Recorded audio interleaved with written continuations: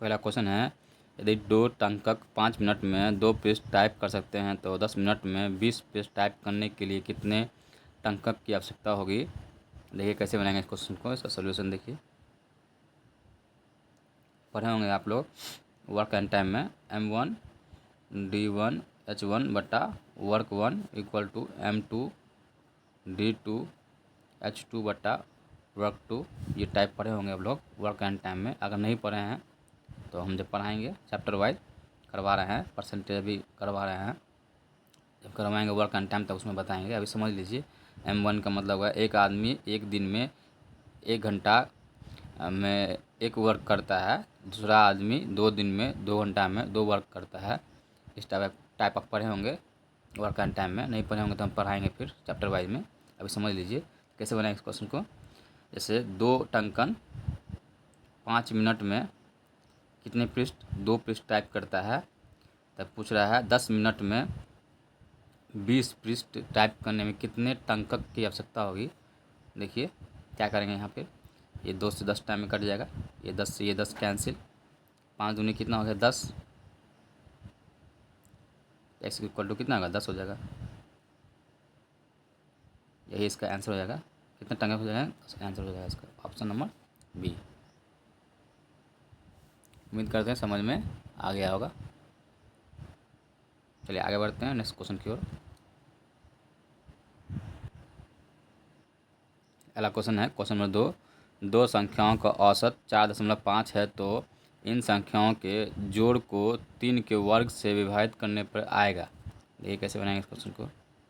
क्या दिया हुआ है, 6 संख्याओं का औसत कितना दिया हुआ है 4.5, इसका योग कितना होगा तो मल्टीप्लाई करेंगे तो 6 5 30, 6 6 24, 3 27, एक अंक के बाद दशमलव, ये हट जाएगा 0।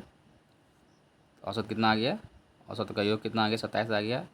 बोला 3 का वर्ग करने पर 3 का वर्ग कितना होता है 9, इसे डिवाइड करेंगे, विभाजित करने पर कितना आएगा 3 आएगा। यही इसका आंसर हो जाएगा। उम्मीद करते हैं समझ में आ गया होगा।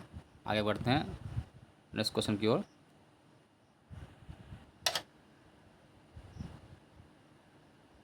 चलिए अगला क्वेश्चन क्या है, क्वेश्चन नंबर 3 देखिए। 2 संख्याओं के बीच का अंतर 1365 है। जब बड़ी संख्या को छोटी संख्या से विभाजित किया जाता है तो भागफल 6 आता है तथा शेष 15 बचता है, तो छोटी संख्या क्या है। देखिए कैसे बनाएंगे इसको। मान लेंगे छोटी संख्या क्या है, x है, छोटी संख्या निकालने बोल रहा है, छोटी संख्या x मान लिए, ठीक है। बोल रहा है 2 संख्याओं के बीच का अंतर कितना है 1365 है। छोटी संख्या ये है तो बड़ी संख्या क्या होगी,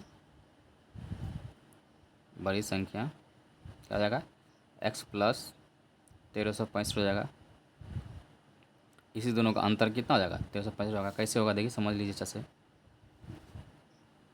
देखिए x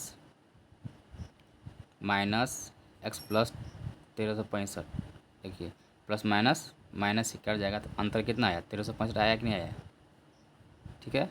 उम्मीद कर देना समझ में आ गया होगा।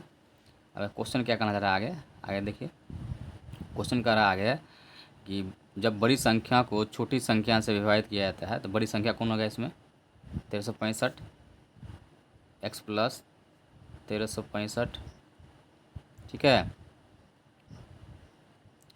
एक फॉर्मूला पढ़े होंगे आप लोग, देख लीजिए। एक फॉर्मूला होता है भाज्य बराबर होता है भाजक इंटू भागफल गुणे शेषफल।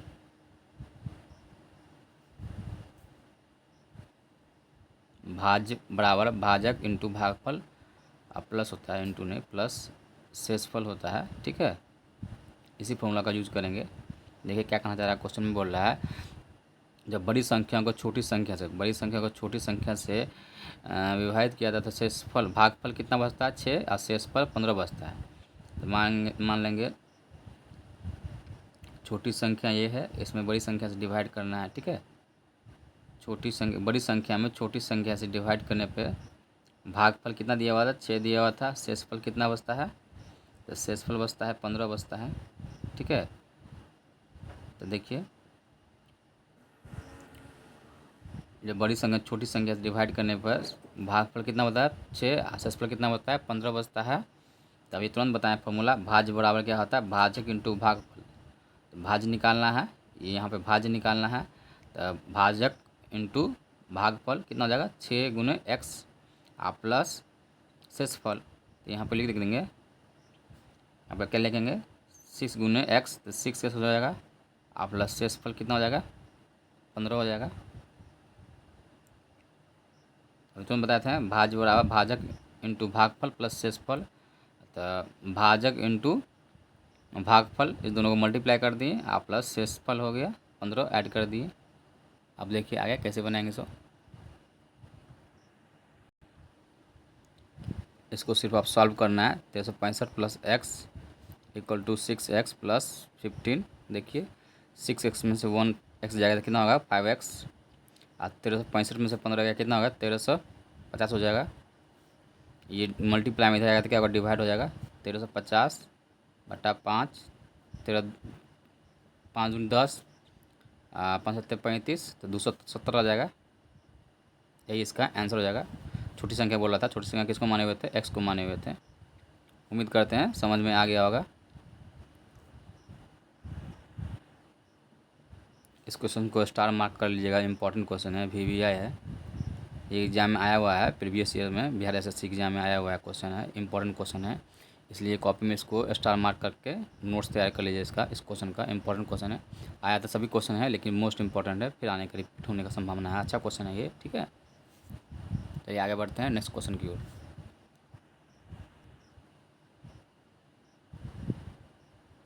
चलिए अगला क्वेश्चन है क्वेश्चन नंबर 4, 44,806 संख्याओं को यदि निकटतम हज़ार में बदलें तो होगा क्या।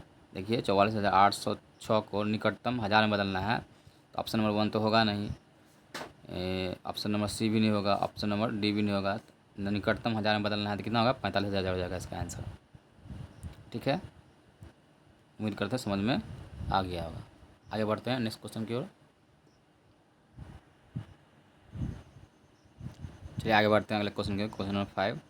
आगे बढ़ने से पहले आप चाहते हैं कि हम बिहार SSC का इंटर स्तरीय प्रतियोगिता परीक्षा 2023 का प्लेटफॉर्म का ये बुक पूरा कंप्लीट मैथ करवाएं, पूरा कंप्लीट इसको पढ़ा दें यूट्यूब पर फ्री में।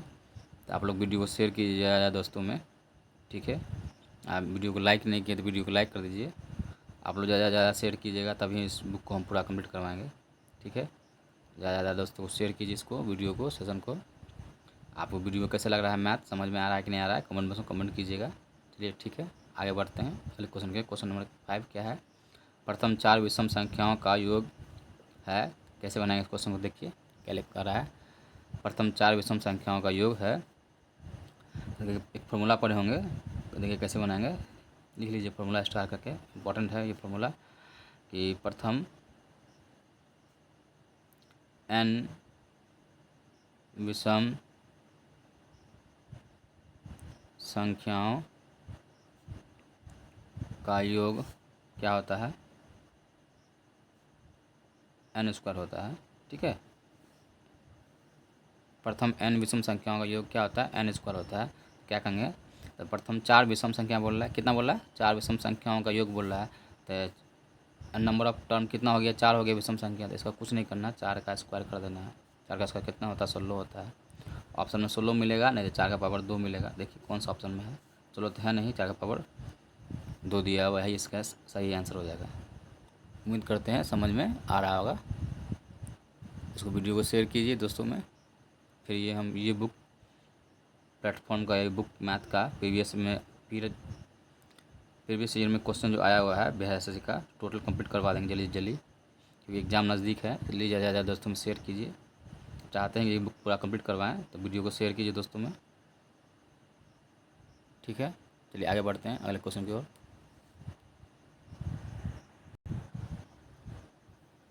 चलिए अगला क्वेश्चन क्या है, क्वेश्चन नंबर 6 देखिए, 2 × 3 + 4 बराबर है। तो इसको कैसे बनाएंगे, तो देखिए कुछ नहीं करना है इसमें, 2 × 3 लिख सकते हैं कि नहीं लिख सकते हैं, प्लस 2 × 4, यही इसका आंसर हो जाएगा। देखिए कौन सा ऑप्शन में है, 2 × 3 + 2 × 4, ऑप्शन नंबर D इसका सही आंसर हो जाएगा। उम्मीद करते हैं समझ में आ गया होगा, इजी क्वेश्चन था।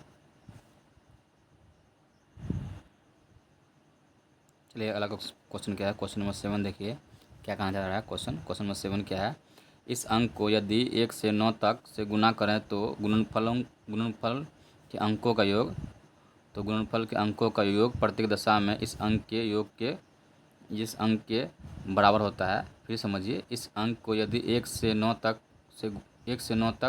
से गुना करें तो गुणनफल के अंकों का योग प्रत्येक दशा में इस अंक के बराबर होता है। देखिए कैसे बनाएंगे इस क्वेश्चन को। इस क्वेश्चन को कुछ नहीं करना है, ऑप्शन से बनाएंगे। जैसे ऑप्शन नंबर पहला उठा लिए, क्या है 11 कह रहा है इस अंकों के योग को 1 से लेकर 9 तक। मान लीजिए 11 को 11 को 1 से गुना कर दे, कितना हो गया 11 ही होगा। इस दोनों का योग, अंकों का योग कितना होगा, एक कितना हो गया 2 हो जाएगा। प्रत्येक दिशा में क्या होना है, बराबर होना चाहिए। अब 11 को फिर 2 से गुना करके देखिए कितना, 11 दूनी 22। इस अंकों का योग कीजिएगा तो कितना 4, यहाँ पे 2 आया, यहाँ पे 4 आया, बराबर नहीं आ रहा है। एक बार और चेक करेंगे, 11 3 जा कितना होगा 33। इस अंकों का योग करेंगे कितना होगा 6, यहाँ पे 2 आ रहा है, यहाँ पे 4 आ रहा है, यहाँ पे 6 आ रहा है, डिफरेंट आ रहा है, इसलिए ये आंसर नहीं होगा।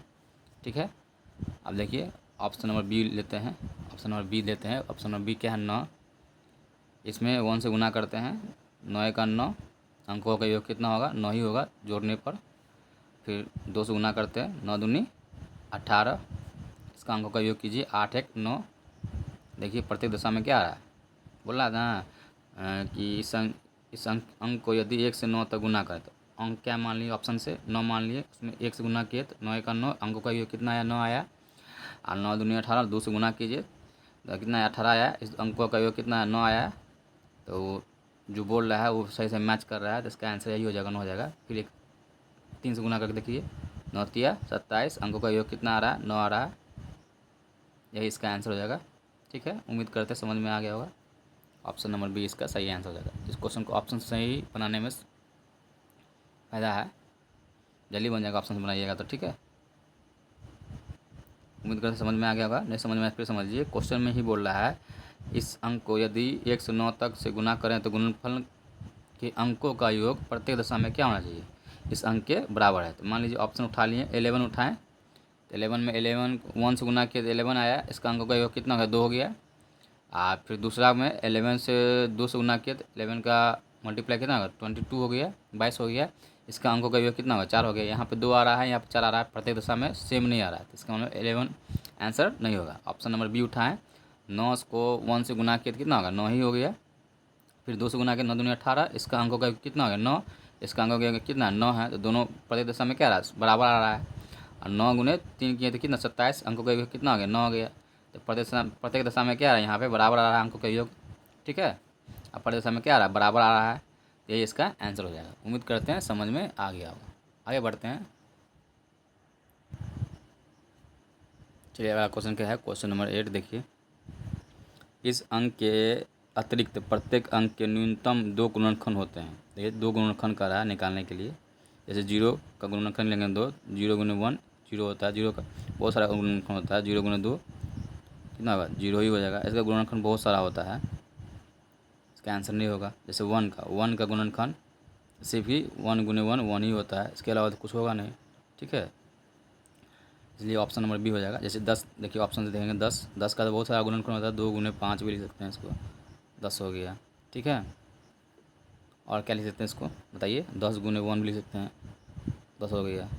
और क्या लिख सकते हैं इसको प्लीज़ बताइए कमेंट बॉक्स में। 5 का भी लिखेंगे तो 5 गुने 1 होता है, 5 होता है। 1 गुने 5 भी लिख सकते हैं इसको, सिर्फ 1 का ही गुणनखंड सिर्फ सबसे कम न्यूनतम जो होता है किसका होता है 1 का ही होता है, इसलिए आंसर हो जाएगा ऑप्शन नंबर बी सही आंसर हो जाएगा। ठीक है, उम्मीद करते हैं समझ में आ गया होगा। ऑप्शन नंबर बी इसका सही आंसर होगा। इसमें जो है 0 का गुणनखंड जो है 1 से अधिक होता है, 2 से कर है 2 न्यूनतम पूछ रहा है, सबसे कम किसका होता है तो 1 का ही होता है। 0 गुने 1 0 होता है, इसका भी होता है। 0 गुने 2 0 होता है, 0 गुने 3 इसका अनंत होता है, बहुत सारा होता है गुणनखंड। 10 का भी 2 गुने 5 10 होता है, 10 गुने 1 10 होता है। इसका ये गुणनखंड 2 से अधिक होता है, इसलिए ये आंसर नहीं होगा। 5 का भी 5 गुने 1 5 होता है, 1 गुने 5 5 होता है, लेकिन सिर्फ 1 का गुणनखंड 1 ही होता है, 1 गुने 1। इसके बाद कोई इसका गुणनखंड होता है, सबसे न्यूनतम गुणनखंड किसका होगा, तो हो जाएगा 1 का हो जाएगा, इसलिए आंसर हो जाएगा बी। उम्मीद करते हैं समझ में आ गया। चलिए अगला क्वेश्चन क्या है, देखिए क्वेश्चन नंबर 9। प्रथम 25 सम संख्याओं का योग है, क्या होगा। देखिए कैसे बनाएंगे इस क्वेश्चन को।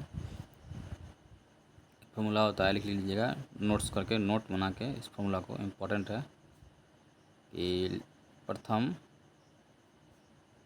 n सम संख्याओं का योग क्या होता है, n+1। ये फॉर्मूला होता है, इसको लिख लीजिएगा नोट्स में, ठीक है।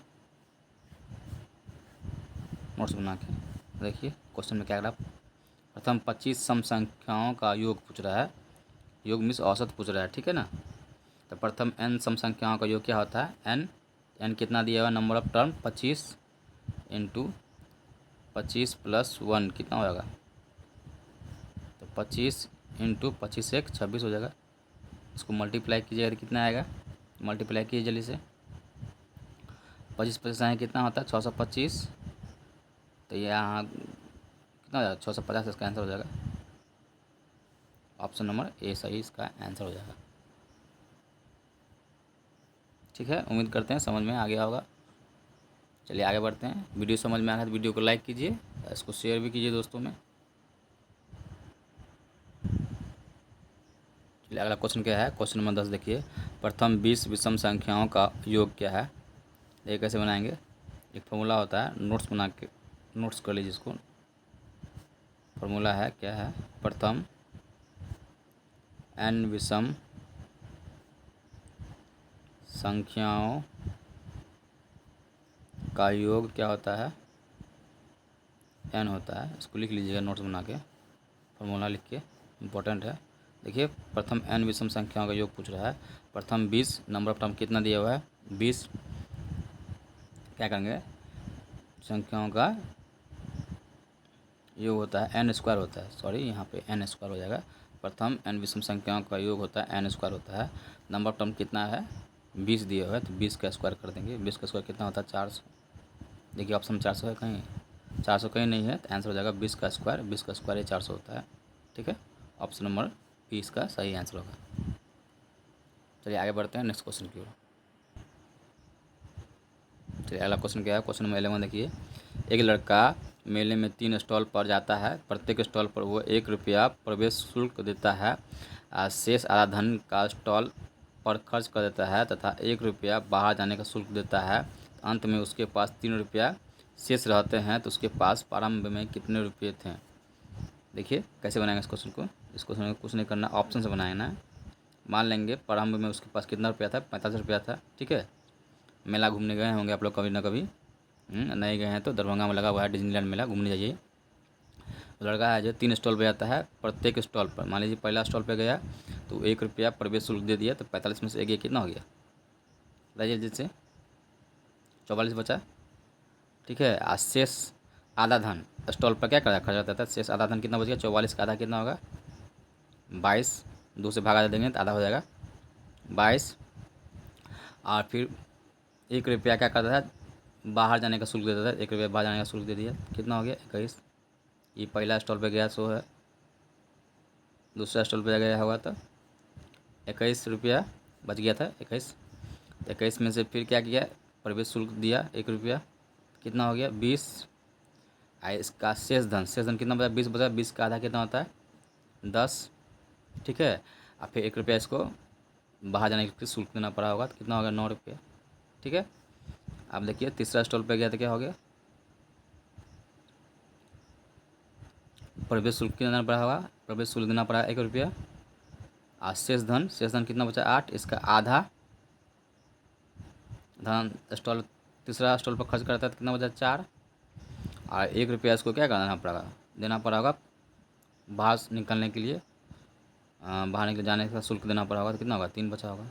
लास्ट में उसके पास कितना रुपया बचता है, 3 रुपया बचता है। क्वेश्चन में बोल रहा है, यहाँ पर भी 3 रुपया आ गया। इसका मतलब ऑप्शन नंबर ए इसका सही आंसर होगा। इसको ऑप्शन सही बनाने में ज़्यादा फ़ायदा है इस क्वेश्चन को, ठीक है। ऑप्शन सही बनेगा ये क्वेश्चन, ठीक है। इसको स्टार भी कर लीजिएगा, इंपॉर्टेंट क्वेश्चन है, VVI क्वेश्चन है। ये क्वेश्चन फिर रिपीट हो सकता है BRSSC में, ठीक है। अच्छा क्वेश्चन है ये, ऑप्शन से बनाएंगे।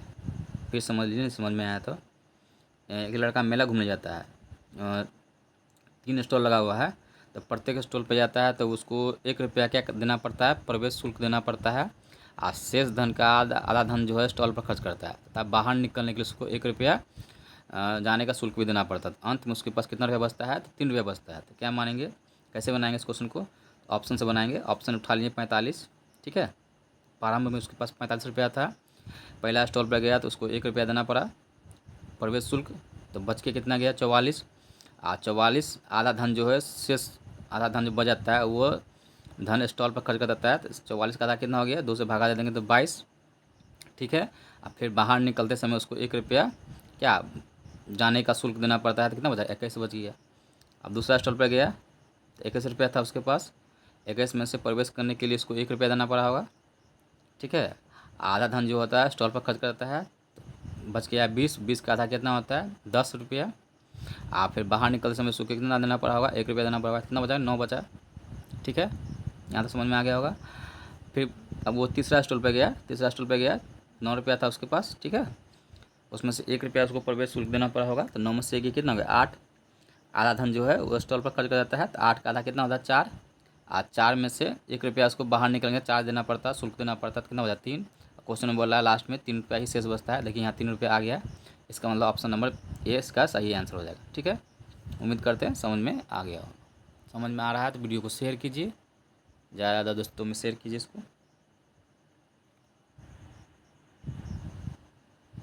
चलिए अगला क्वेश्चन क्या है, क्वेश्चन नंबर 12 देखिए। एक बंदर गोलाकार खंभे जो 21 मीटर ऊंचा है पर 1 मिनट में 6 मीटर चढ़ सकता है, लेकिन अगले 1 मिनट में 3 मीटर फिसल जाता है। बंदर को खंभे की चोटी पर पहुंचने में कितना समय लगेगा। देखिए कैसे बनाएंगे इस क्वेश्चन को, पहले क्वेश्चन समझिए अच्छा से। कहना चाह रहा है एक खंभा है, यहाँ देखिए एक खंभा ऐसे बना लीजिए, ठीक है।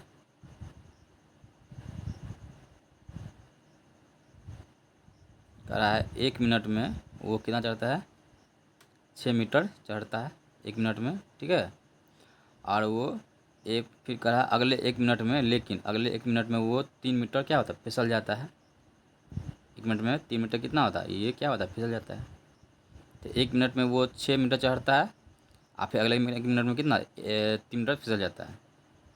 तो 1 मिनट में 6 चढ़ा, आज अगले 1 मिनट में 3 फिसल गया, फिर 1 मिनट में 6 चढ़ा, फिर अगले मिनट में 3 फिसल गया। इसका मतलब क्या समझ में आया, 1 मिनट में 6 चढ़ा और 3, 1 मिनट में अगले 1 मिनट में 3 फिसल गया। इसका मतलब 2 मिनट में टोटल वो कितना चढ़ा होगा, 3 मीटर चढ़ा होगा, ठीक है।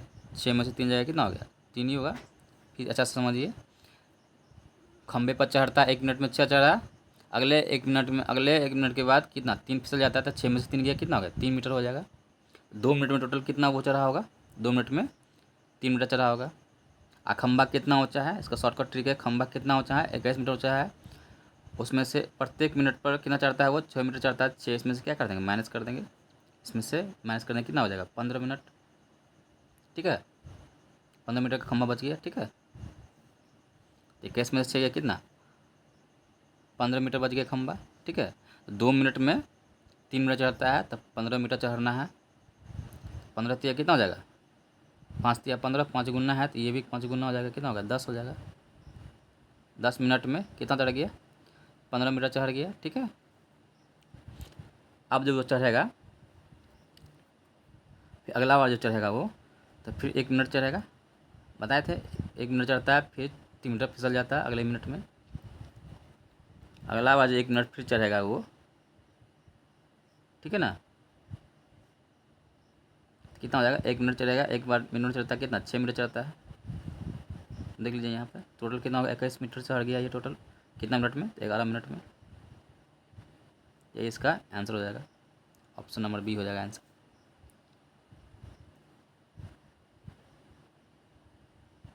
तो नज़र नहीं आया होगा, फिर समझा दे रहे हैं। एक क्वेश्चन क्या कहना चाह रहा है, एक बंदर जो है गोलाकार खंभे पर चढ़ता है जो कि 21 मीटर ऊंचा है, ठीक है। 1 मिनट में वो चढ़ता है 6 मीटर, ठीक है। 1 मिनट के अंदर चढ़ता है 6 मीटर चढ़ता है, और अगले 1 मिनट में वो 3 मीटर फिर नीचे क्या हो जाता है, फिसल जाता है। ये परंपरा चलती रहती है। फिर 1 मिनट चढ़ता है, फिर अगले 1 मिनट में 3 मीटर फिसल जाता है। तो टोटल कितना चढ़ा होगा वह? 2 मिनट में वो 3 मीटर चढ़ा होगा। 6 चढ़ता है, फिर 1 मीटर 3 मीटर फिसल जाता है। 2 मिनट में कितना चढ़ा हुआ? 3 मीटर चढ़ा, ठीक है। लेकिन खंभा कितना ऊंचा है? तो 21 मीटर ऊंचा है। 1 मिनट में वो 6 मीटर चढ़ता है, ठीक है। तो 21 में से 6 घटा देंगे, कितना हो गया? 15 मीटर बचा होगा, ठीक है। तो 2 मिनट में उसको 3 मीटर चढ़ता है, तो 15 मीटर चढ़ाना है। कितना चढ़ाना है? 15 मीटर। तो ये 3 मीटर चढ़ता है 2 मिनट में, तो इसका कितना गुना है? ये 5 गुना है। इसमें 5 से गुना कर देंगे। 10 मिनट में कितना चढ़ गया वो? 15 मिनट चढ़ गया। अगले बार जब चढ़ेगा 1 मिनट में कितना चढ़ता है? 6 चढ़ता है। 1 मिनट में अगर 6 चढ़ा तो 15 कितना होगा? 21 मीटर हो गया। 21 मीटर में टोटल कितना उसको समय लगा? 11 मिनट उसको समय लगा। यही इसका आंसर हो जाएगा। ऑप्शन नंबर बी इसका सही आंसर होगा।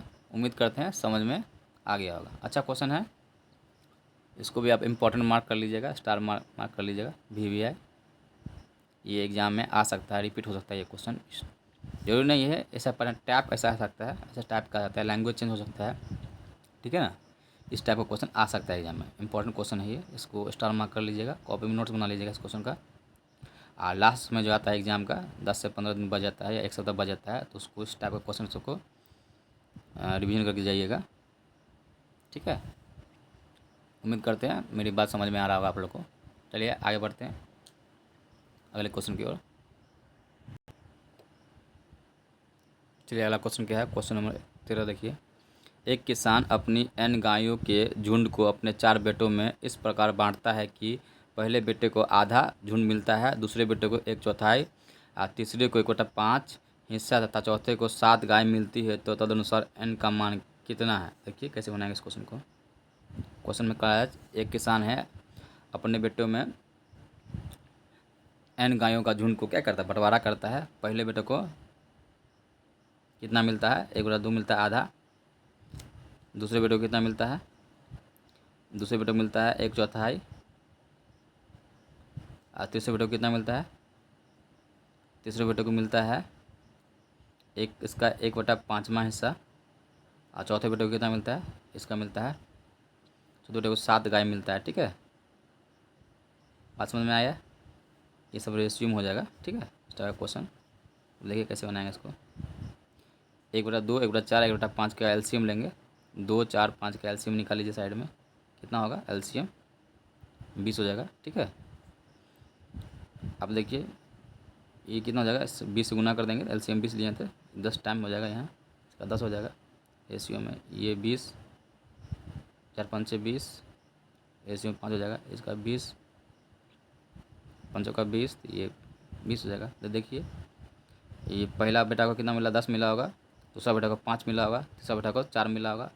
चौथा बेटा को कितना मिलेगा? तो देखिए टोटल कितना था? 20 माने थे, 10, 5, 15, 4, 19 हो गया। तो टोटल 20 था, 20 में से 19 गया कितना होगा? 1। तो चौथा बेटा को कितना मिल जाएगा? 1 मिला होगा। यही 1 का मान क्वेश्चन में दिया हुआ है। 7 क्वेश्चन में बोल रहा है। चौथा बेटा को 1 नहीं मिला, उसको कितना मिला? 7 मिला।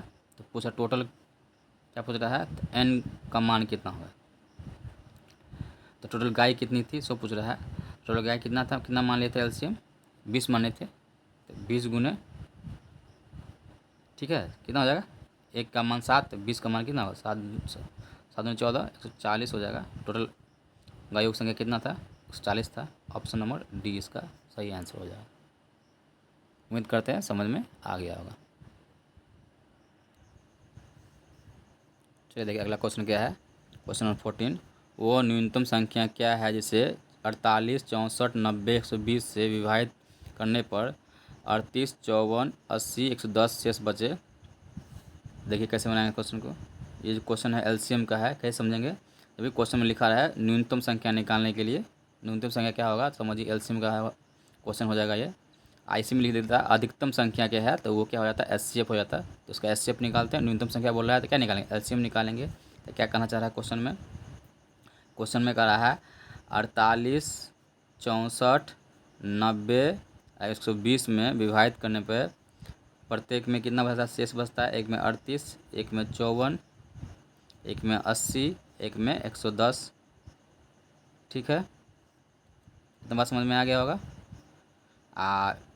तब इस टाइप के क्वेश्चन क्या करते हैं, 48 में भागा देते थे 38 शेष बचता है, 64 में भागा देता है 54 शेष बचता है, 90 में भागा देते तो 80 शेष बचता है, 120 में भागा देते कितना देते हैं, 110 बचता है शेष।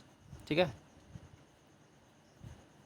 तो इसका अंतर लेंगे। इस टाइप के क्वेश्चन में अंतर कितना है, यहाँ पे सेम हो जाएगा, 10 हो जाएगा। यहाँ पर भी सेम है, यहाँ पर भी सेम है। जब अंतर सेम होता है तो क्या करेंगे, ये ऊपर वाला का क्या लेंगे, एलसीएम लेंगे। क्या लेंगे, ऊपर वाला का एलसीएम लेके 10 उसमें से क्या कर देंगे, माइनस कर देंगे। तो ऊपर वाला का एलसीएम लेना आपका काम है, हम बता दे रहे हैं। इसका एलसीएम कितना हो जाएगा, 2880 हो जाएगा। उसमें से 10 क्या कर दीजिएगा, माइनस कर दीजिएगा। कितना होगा, 2880 में से 10 माइनस कर दीजिए, कितना हो जाएगा, 2870 हो जाएगा। इसका आंसर हो जाएगा। एलसीएम लेने का काम आपका है, एलसीएम लीजिएगा। हम डायरेक्ट बता दिए इसका आंसर 2880 इसका एलसीएम आएगा। ठीक है, आप प्रत्येक दशा में कितना करना, शेष बचता है 10 10 बचता है। शेष का अंतर कितना है, 10 10 हो रहा है, 10 10 इसमें से क्या करेंगे, माइनस कर देंगे। ये एलसीएम में सबका चैप्टर का क्वेश्चन है, अच्छा क्वेश्चन है ये। ठीक है, उम्मीद करते हैं समझ में आ गया होगा। ठीक है, इसको भी क्वेश्चन का स्टार मार्क कर लीजिएगा, अच्छा क्वेश्चन है।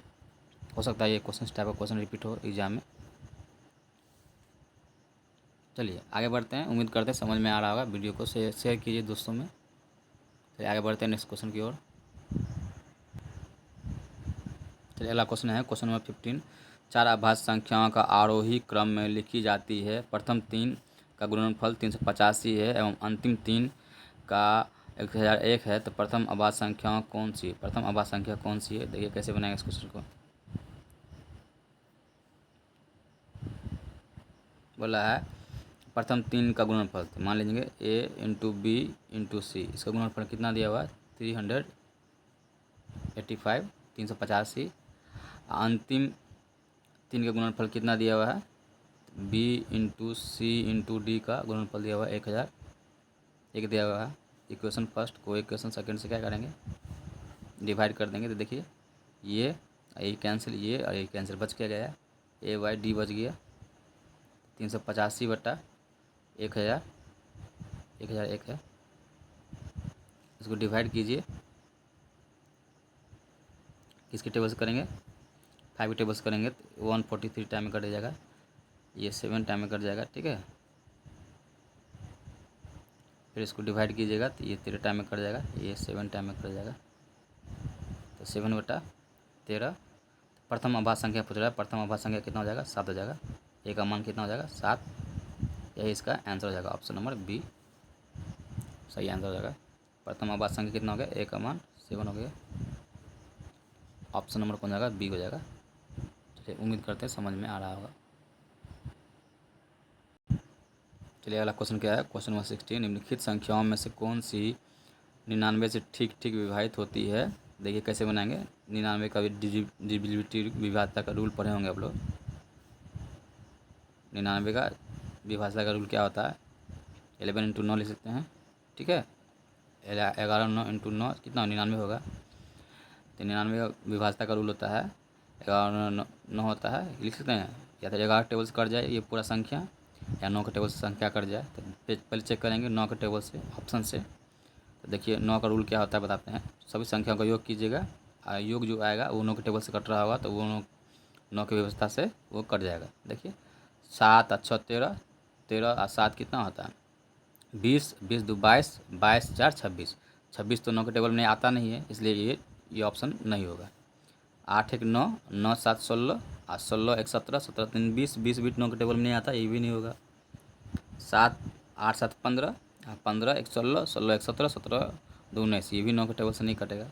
17 19 तो 9 के टेबल में नहीं आता है। अब देखिए ये चेक करेंगे, 8 5 13, 13 6 19, 19 3 22, 22 5 27, 27 आता है 9 के टेबल में आता है कि नहीं आता है, तो 9 के टेबल से कट रहा है। 27 9 के टेबल में आता है, 9 के टेबल से कट जाएगा, तो यही इसका आंसर हो जाएगा।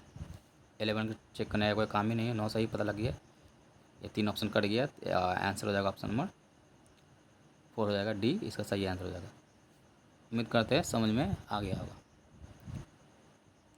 9 का व्यवस्था का रूल क्या हो गया, अंकों का योग करेंगे, अंकों का योग जो आएगा अगर 9 के टेबल से कटेगा तो वो वही 9 का विभाज्यता का रूल हो जाएगा। ठीक है, उम्मीद करते हैं समझ में आ रहा होगा।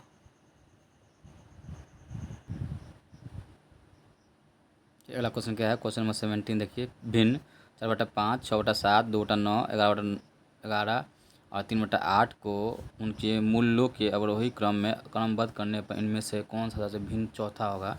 देखिए कैसे बनाएंगे क्वेश्चन। बोल रहा है 4/5, 6/7, 2/9, 9/11 और 3/8 इसको अवरोही क्रम में क्रमबद्ध करना है। इसमें बताना चौथा भिन्न कौन, इसमें से कौन सा भिन्न चौथा होगा, सब बोल रहा है। ये कैसे बनाएंगे सब, कुछ नहीं करना है। अवरोही क्रम में होता है बड़ा से छोटा। देखिए ये इस दिन में क्रॉस मल्टीप्लाई करेंगे, 7 चौका 28, ठीक है, 5 चौका कितना, 5 चौका 30, 28 और 30 में कौन बड़ा हो जाएगा, बताइए जल्दी से। 28 30 में कौन बड़ा होगा, 6 चौका 7 चौका 28, 6 5 30, तो बड़ा कौन होगा, ये 30 वाला बड़ा होगा। ठीक है, तीसरा बड़ा होगा तो बड़ा कौन हो गया, ये हो गया 6/7 पर लिखेंगे। ठीक है, इसके बाद इस दोनों क्रॉस गुना कीजिए, 9 का 54, 7 दूनी 14, बड़ा कौन हो जाएगा, ये वाला बड़ा हो जाएगा। तो 6/2 9, 7 दूनी 14, 9 का 54, 2/9 बड़ा हो जाएगा। अभी इधर देखिए 11 दूनी 22, 9 9 81 बड़ा हो जाएगा, 9/11 हो जाएगा।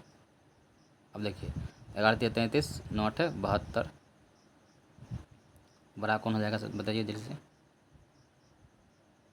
11 3 33, 9 8 72, तो ये इसमें हो जाएगा 3/9 ही बड़ा हो जाएगा। तो चौथा संख्या पूछ रहा है, तो 1 2 3 4, चौथा नंबर क्या हो जाएगा 3, ऑप्शन नंबर सी इसका सही आंसर हो जाएगा। उम्मीद करते हैं समझ में आ गया होगा। चलिए अगला क्वेश्चन क्या है, क्वेश्चन 18। एक व्यक्ति अपनी कुल यात्रा का 2/15 भाग रेल द्वारा और 9/11 भाग कार द्वारा और शेष 10 किलोमीटर पैदल चलकर पूरी कर लेता है। तदनुसार उसकी पूरी यात्रा कितना किलोमीटर की है, सो निकालना है। देखिए कैसे निकालेंगे।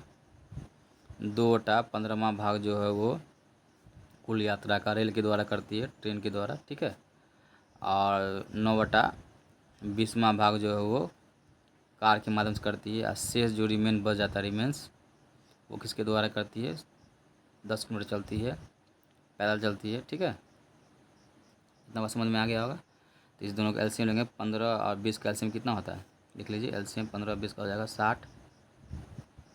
यहाँ इससे 60 से मल्टीप्लाई इसमें भी कर दीजिए, इसमें भी कर दीजिए। ठीक है, तो 15 चौका 60, 4 दूनी कितना हो गया 8 हो जाएगा।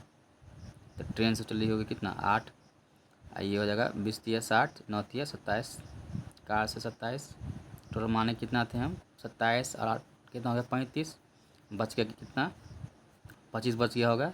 वो रिमेंस जो पैदल चली होगी कितना चले होगी 25 चली होगी, ये रेशियो में आएगा। लेकिन क्वेश्चन बोला 25 ने चली, कितना चली 10 किलोमीटर चला है, ये हो जाएगा यही 25 का मान कितना दिया हुआ 10। ठीक है, तो एक का मान निकालेंगे तो 10/25। क्वेश्चन बोल रहा है पूरी यात्रा, तो पूरी यात्रा कितना माने थे हम 60 माने थे। 5 5 25, 5 दूनी 10, 12 5 60, टोटल कितना होगा 12 दूनी 24। तो पूरी यात्रा कितने किलोमीटर का था, 24 किलोमीटर था। ऑप्शन नंबर का हो जाएगा, ऑप्शन नंबर डी हो जाएगा इसका सही आंसर। उम्मीद करते हैं समझ में आ गया होगा। चलिए अगला क्वेश्चन क्या है, क्वेश्चन नंबर 19। भाग के एक सवाल में गुणक भागफल का 10 गुना तथा शेषफल का 5 गुना है। यदि शेषफल 46 है तो भाज्य कितना है। देखिए कैसे बनाएंगे इस क्वेश्चन को। एक फॉर्मूला पढ़े होंगे आप लोग, भाज्य बराबर भाजक गुने भागफल प्लस शेष होता है। ये फॉर्मूला पढ़े होंगे आप लोग। ठीक है, अब देखिए क्वेश्चन क्या कहना चाह रहा है। एक भाग के सवाल में गुणक किसको कहते हैं, भाजक को ही कहा जाता है। ठीक है, गुणक भाजक को ही कहा जाता है। भागफल है कितना गुना है, ये इसका 10 गुना है। ठीक है, गुणक मीन्स भाजक जो है भागफल है कितना गुना है 10 गुना है, तथा शेष का 5 गुना है। ये शेष का कितना गुना है ये 5 गुना है। यदि शेषफल 46 है, अगर शेषफल 46 है तो भाज्य क्या होगा, तो भाज्य निकालना है, ये निकालना है भाज्य। तो शेषफल कितना दिया हुआ है 46, ठीक है। शेषफल कितना दिया हुआ है 46,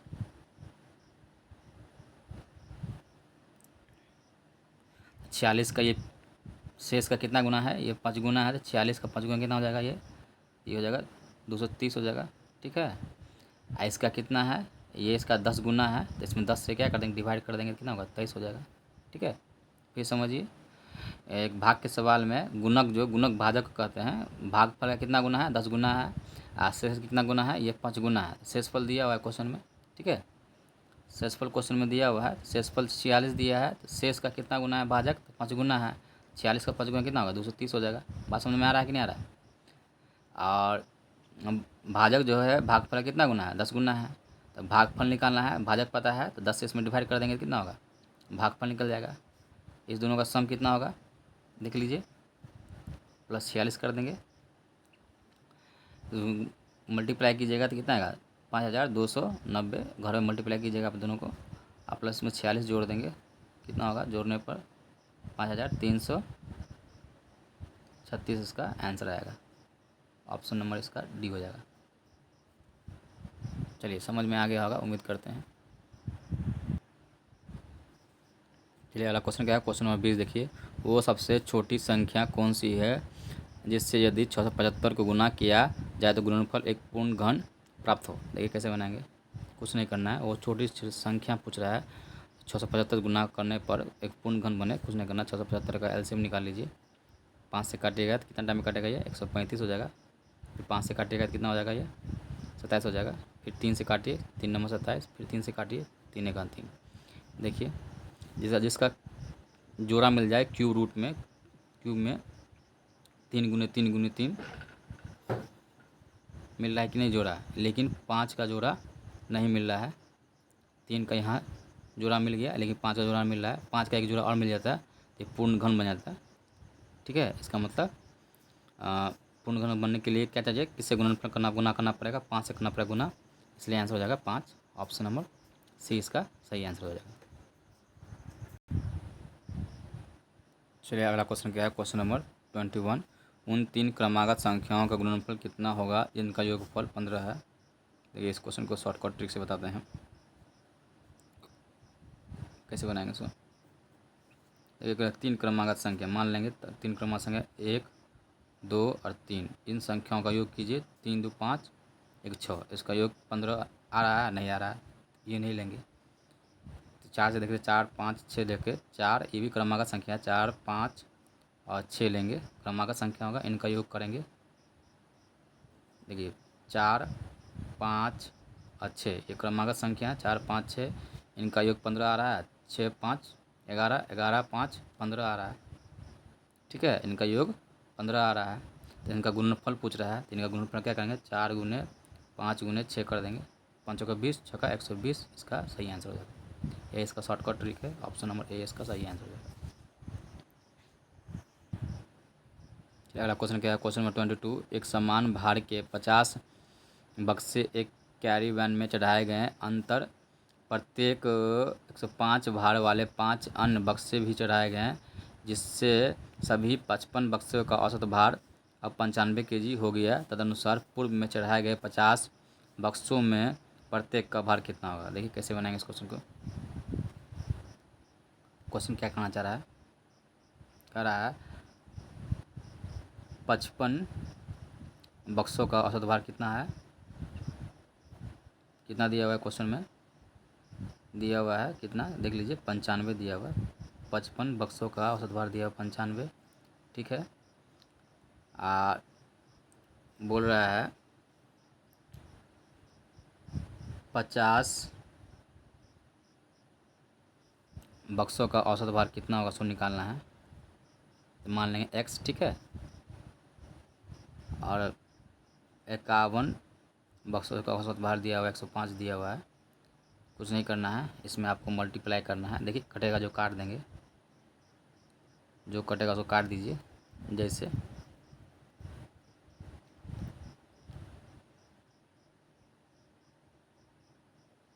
सॉरी एक सेकंड, फिर से देखिए क्या करा क्वेश्चन, फिर देखिए करा है क्वेश्चन में, बोला है 55 बक्सों का औसत भार दिया हुआ है 95 दिया हुआ है, ठीक है, और 5 अन्य बक्सों का औसत भार कितना दिया हुआ है 105 दिया हुआ है, ठीक है। तो निकालना है 50 बक्सों का औसत भार कितना होगा, ठीक है, ये निकालना है। तो देख लीजिए यहाँ पे 100 होगा, यहाँ पे 50 होगा, ठीक है। अब देखिए यहाँ पे कैसे बनाएंगे, सो रेशियो ले लेंगे, 5 एकन 5, 11 एकन 11, इसको गुना कीजिए, गुना करने पे क्या आएगा, चलिए क्या था थोड़ा स्पष्ट सुना देते हैं। 55 बक्सों का औसत भार था 95, ठीक है। 5 अन्य बक्सों का औसत था कितना था, 5 अन्य बक्सों का औसत था आपको कितना, ये देख लीजिए, ये एक सेकेंड,